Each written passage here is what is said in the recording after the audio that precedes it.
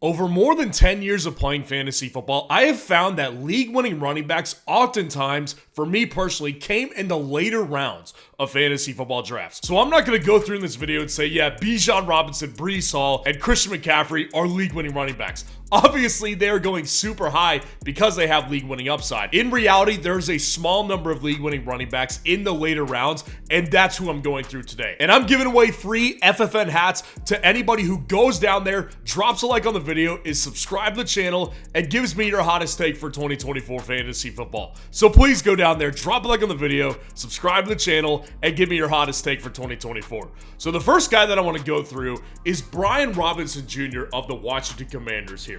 Now, his price on Underdog is the running back 31, and his ESPN price is actually a little bit higher at the running back 25. Either way we go here, this is still a league-winning value here, and I'm going to tell you why.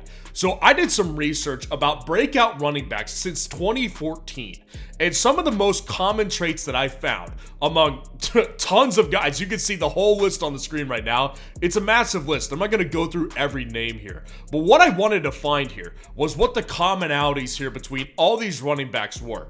And the thing that I found most striking in that research was these guys were all basically below 26 years old. In fact, only 23.7 of these guys break out after the age of 24. So some 25-year-olds have done it, obviously, in the past few years. Obviously, we had Raheem Mostert last year doing his 30s. We've had some other guys like LeGarrette Blount and Justin Forsett doing their late 20s. But ordinarily, you want to find guys who are like 24, 25 years old, not too much older than that, who are going to be breakout running backs. And they obviously need to have the opportunity opened up for them. So when I added all this up together, someone like a Brian Robinson Jr. fits this like a glove. So he's 25 years old right now, right? Kind of on that back end of the breakout opportunity here.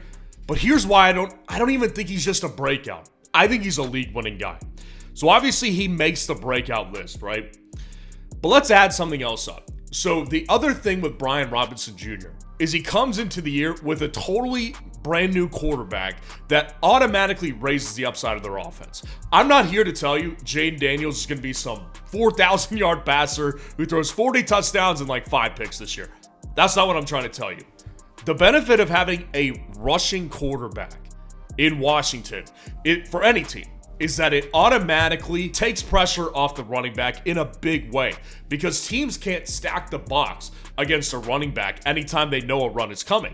When you have a rushing quarterback, that automatically keeps the defenses on their toes, because they don't know whether you're going to run the ball or whether he's going to do a play action and then take off running. Running quarterbacks always raise the upside of a running back when it comes to their efficiency and sometimes when it comes to their touchdown totals. Now, I have gone through guys like Saquon Barkley and somebody like a James Cook who have the rushing quarterback, but those guys get in the end zone. Obviously, Jalen Hurts, Josh Allen, they're big-time rushing touchdown quarterbacks as well. But when you look at someone like Lamar Jackson's touchdown totals are not that high with rushing over his career. Well, what's the difference here between those guys? Obviously, Lamar is probably the best rushing quarterback in the league. The difference here is the size of those quarterbacks. Jalen Hurts, Josh Allen, they're big boys. Their teams don't worry about them getting injured at the goal line. In Lamar Jackson's case in Baltimore, they're more worried about him doing that because he's not a small guy, but he's smaller than they are. He has a thinner frame, so they don't want to injure him. Jayden Daniels falls in that category of Lamar Jackson.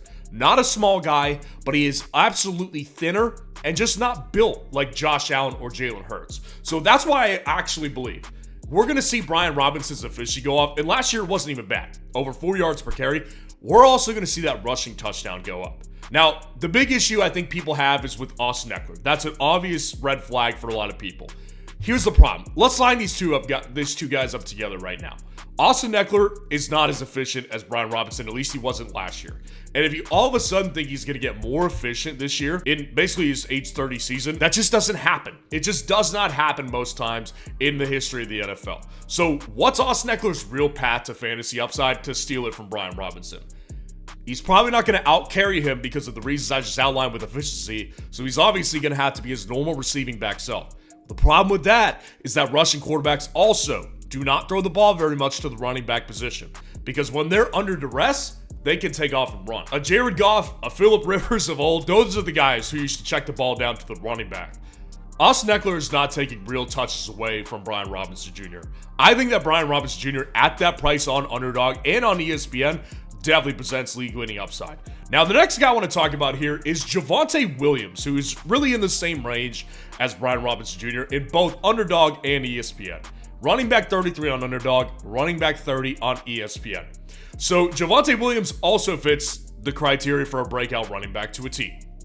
But what's even more is I did some research, and I actually did this in a video about 2 months ago, trying to find unexpected league-winning running backs. Because every single year, it seems like there's a guy like Kyren Williams or Raheem Mostert or Josh Jacobs a couple years ago who are going like mid to late round, and then they come out and be like top 5, top 3 running backs in fantasy football. So I wanted to do research to find those guys. And in advance for that preparation, that took a lot of research. It took me a long time to identify those types of guys, but what I found with those guys is that every single one of them, between Raheem Mostert, Kyren Williams, Travis Etienne last year, and Josh Jacobs, is all of those guys with the exception of Travis Etienne.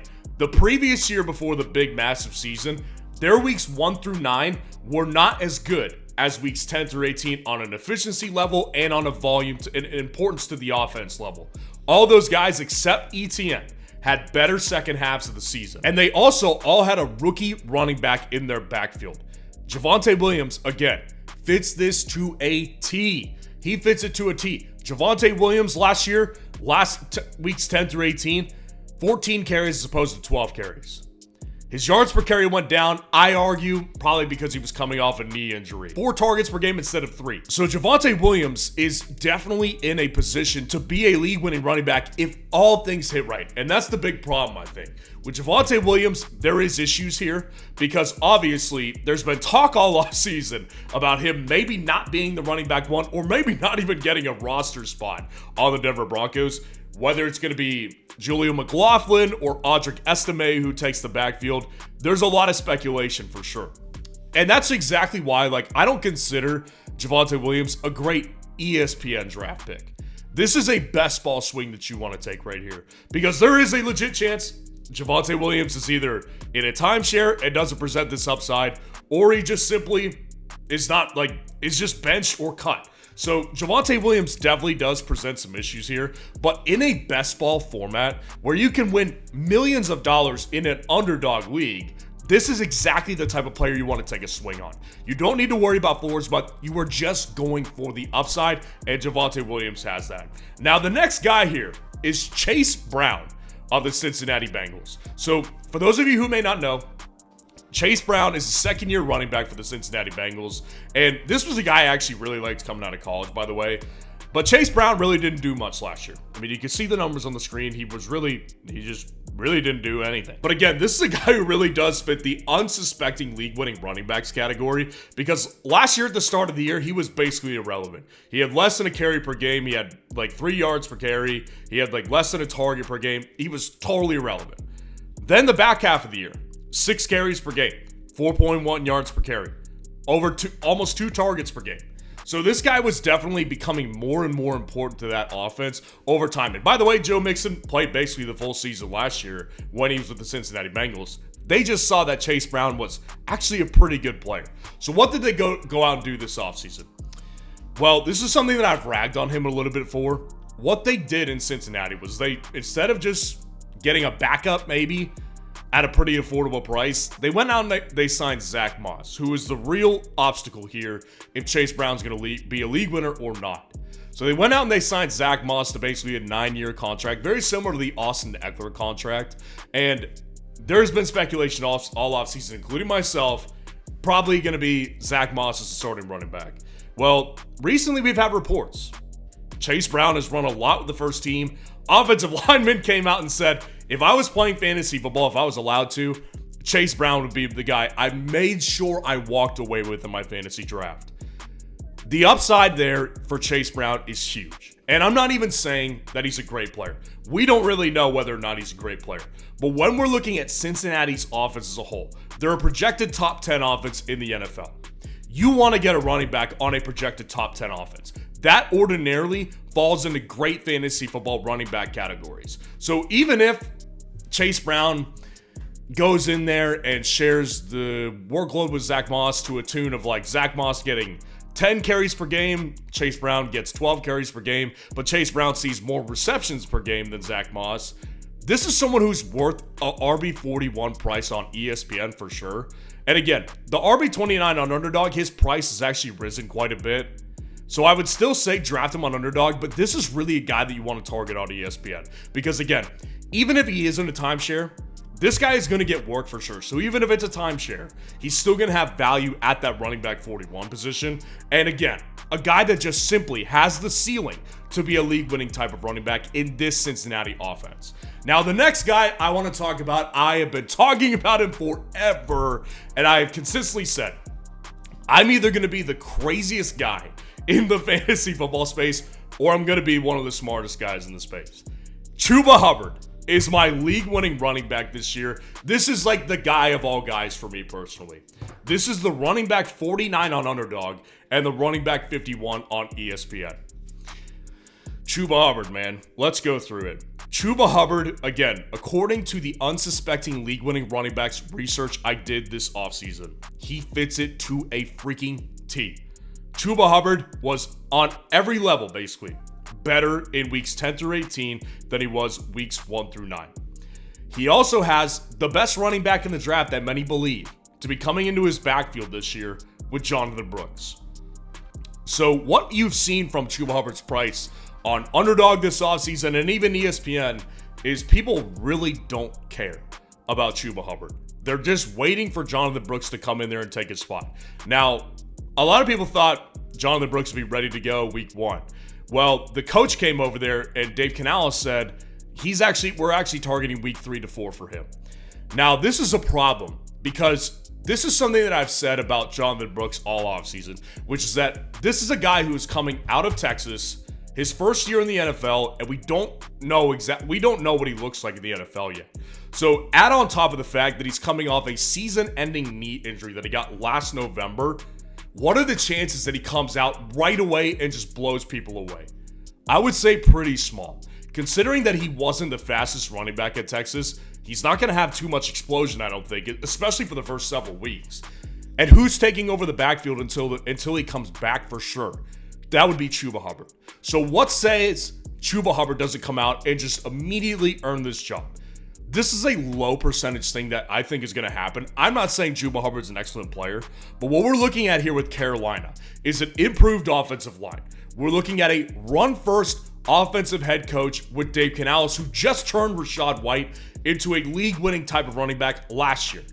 They've got other weapons in the wide receiver room that should take pressure off of the run game as well. So if Chuba Hubbard comes in there, handles the workload for this Carolina Panthers team, this is a unbelievable value that you get late in your draft. And by the way, the head coach, Dave Canales, all offseason, even before Jonathan Brooks got drafted, has been saying Chuba Hubbard is a really good player and he fits the system and the style that we want to use on this offense.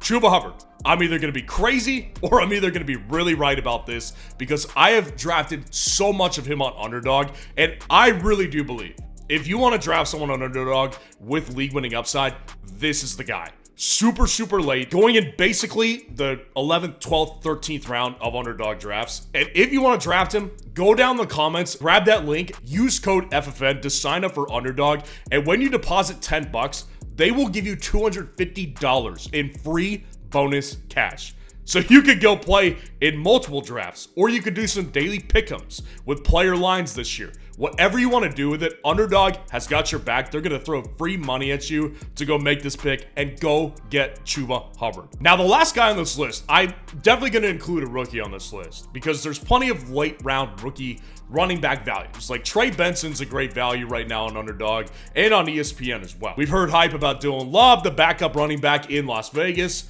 but neither of those guys really do it for me that much. Jaylen Wright of the Miami Dolphins, he's the one that does it for me. Again, this is one of my most drafted players on Underdog. I've been drafting this guy for months. Jaylen Wright is the running back 50 on Underdog and the running back 51 on ESPN. Running back 52 on ESPN. So with Jaylen Wright, Jaylen Wright is just in a situation that is just perfect for a running back. He goes into Miami's offense, which is an unbelievably effective zone running scheme led by genius head coach Mike McDaniel. This guy is a fantasy football head coach if I have ever seen one. The offensive efficiency that we see from Miami's offense on a routine basis is just outrageous. He had two basically league-winning running backs in their own right last year with Devon Achane and Raheem Mostert. So where does Jaylen Wright fit in all that this year? Well, Jaylen Wright is one of the youngest running backs coming into this year that was a rookie in the 2024 draft out of Tennessee. He was a very efficient player for Tennessee. This guy has the size that we want at the 3-down running back position, and he also has the speed that Miami wants, running a sub 4.4 40 time. Again, where does he fit? Raheem Mostert and Devon Achane are still there. Here's where he fits. Jaylen Wright has already looked really good in the preseason. He broke off a couple big runs just over the weekend here. He did very well. Raheem Mostert is 32 years old. What are the chances that Raheem Mostert repeats that kind of season again? I would say very, very low. I'm not saying it's impossible to happen, but the history of running backs just shows this is not going to sustain itself for much longer.